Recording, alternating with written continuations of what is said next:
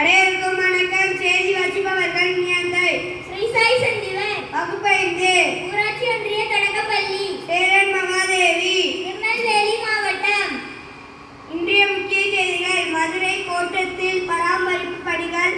அந்தோதியா ரயில் ஜூலை 29 நெல்லை நாகர்கோவில் செல்லாது. தெற்கு ரயில்வே அறிவிப்பு.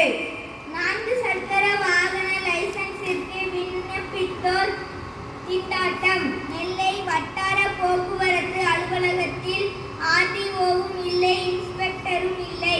2 வாரங்களாக பணிகள் முடங்கியது. பொதுமக்கள் கடும் அவதி. 15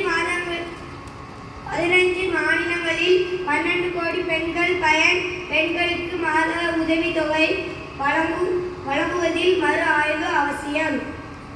குதிரைமொழி, சாத்தான்குளம், தேரி பகுதிகளை வனவிலங்கு சரணாலயங்களாக அறிவிக்க திட்டம். வனத்துறை தகவல்.